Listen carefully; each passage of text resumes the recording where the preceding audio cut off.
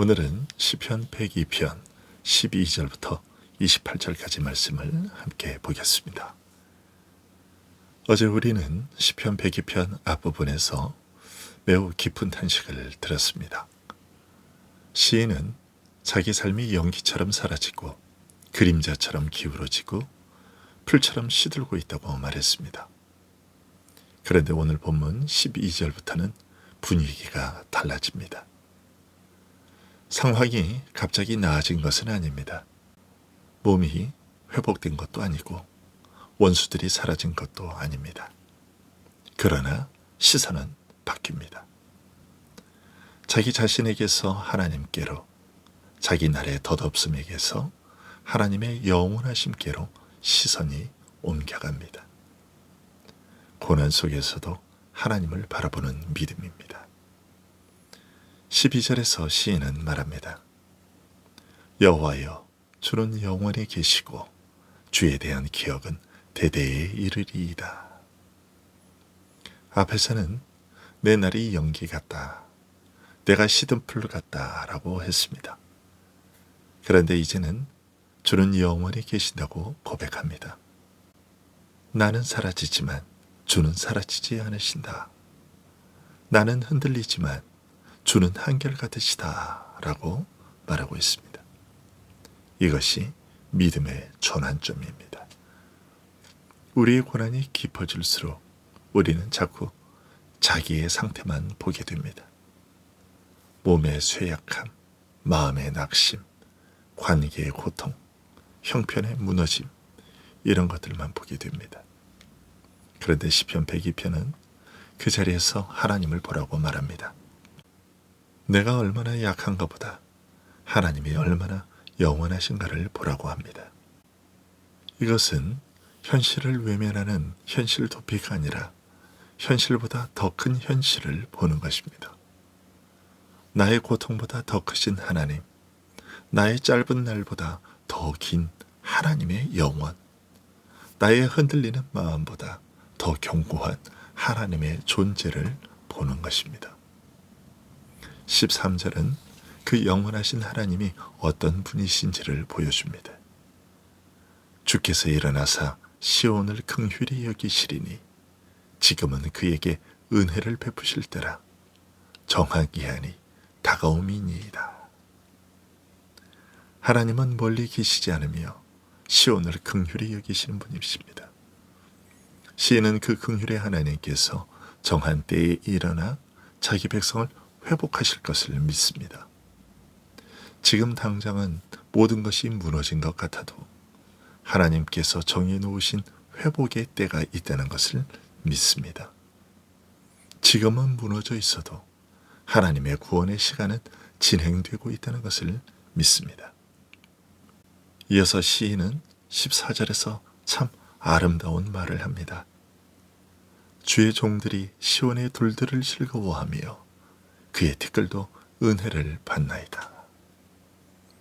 시온은 지금 돌과 티끌만 남은 것처럼 보입니다. 그러나 하나님의 종들은 그 돌과 티끌도 귀하게 여깁니다. 왜냐하면 하나님께 속한 것이기 때문입니다. 이것은 무너진 교회, 초라한 공동체, 연약한 성도도 하나님께 속해 있기에 여전히 귀하다는 뜻이기도 합니다. 이어서 15절과 16절은 시온의 회복의 결과를 말합니다. 이에 문나라가 여호와의 이름을 경외하며 이 땅의 모든 왕들이 주의 영광을 경외하리니 여호와께서 시온을 건설하시고 그의 영광 중에 나타나셨습니다. 하나님이 시온을 회복하시는 일은 단지 이스라엘만을 위한 일은 아닙니다. 열방 앞에 하나님의 영광을 드러내는 일이기도 합니다. 하나님의 백성을 다시 세우시는 일은 언제나 하나님의 이름을 높이는 일로 귀결됩니다. 17절도 참으로 큰 위로를 줍니다. 여호와께서 빈궁한 자의 기도를 돌아보시며 그들의 기도를 멸시하지 아니하셨도다. 앞부분에서 시인은 내 기도를 들으소서라고 부르짖었습니다. 그런데 이제는 하나님이 빈궁한 자의 기도를 멸시하지 않으신다고 고백합니다. 하나님은 높이 계시지만 낮은 자의 기도를 들으십니다. 빈궁한 자의 신음은 결코 헛되이 사라지지 않습니다. 18절은 이 구원이 현재만이 아니라 미래 세대를 위한 것임을 말합니다. 이 일이 장래 세대를 위하여 기록되리니 창조함을 받을 백성이 여호와를 찬양하리로다. 하나님의 구원은 한 세대에서 끝나지 않습니다. 아직 태어나지 않은 백성도 이 일을 듣고 하나님을 찬송하게 됩니다. 하나님은 세대를 넘어 언약을 이어가시는 분입니다. 19절과 20절은 하나님이 어떻게 그 역사를 이루어 가시는지를 보여줍니다. 여호와께서 그의 높은 성소에서 굽어보시며 하늘에서 땅을 살펴보셨으니 이는 갇힌 자의 탄식을 들으시며 죽이기로 정한 자를 해방하사. 하나님은 높이 계시지만 아래를 굽어보십니다. 초월해 계시지만 멀리 계시지는 않습니다. 갇힌 자의 탄식을 들으시고 죽을 자 같은 사람을 해방하십니다.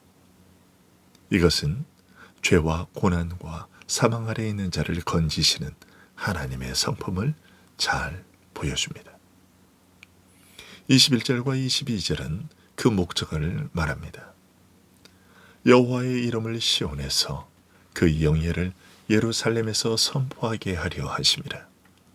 그때의 민족들과 나라들이 함께 모여 여호와를 섬기리로다. 하나님이 시온을 회복하시는 목적은 결국 하나님의 이름이 선포되게 하시는 데에 있습니다. 그리고 열방이 함께 여호와를 섬기게 하시는 데 있습니다. 이것은 그리스도 안에서 더 분명해졌습니다. 복음이 예루살렘에서 시작되어 열방으로 퍼져나가기 때문입니다. 이제 23절과 24절에서 시인은 다시 자기의 현실로 돌아옵니다. 그가 내 힘을 중도에 쇠약하게 하시며 내 날을 짧게 하셨도다. 나의 말이 나의 하나님이여 나의 중년의 날을 데려가지 마옵소서. 주의 연대는 대대에 무궁하니이다. 시인은 여전히 약합니다. 하나님을 바라본다고 해서 자기 쇠약함이 없어지는 것은 아닙니다. 시인은 아직도 자기 힘이 약해졌고 자기 날이 짧아졌다고 느낍니다. 그러나 그 자리에서 다시 말합니다.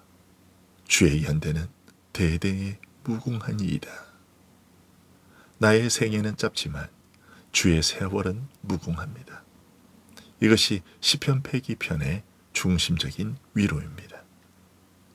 25절부터 27절은 이 본문의 절정입니다. 주께서 옛적에 땅의 기초를 놓으셨사오며 하늘도 주의 손으로 지으신 바니이다.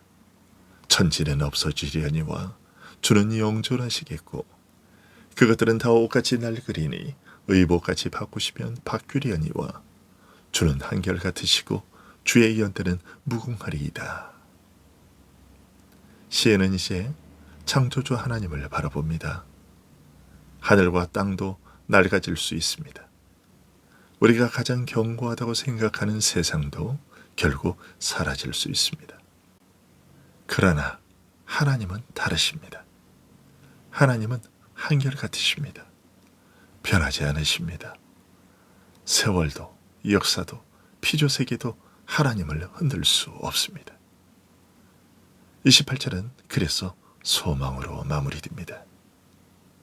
주의 종들의 자손은 항상 안전히 거주하고 그의 후손은 주 앞에 굳게 서리이다 하였도다.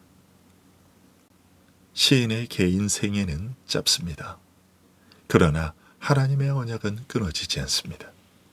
하나님이 영원하시기 때문에 하나님의 백성의 미래도 보장됩니다.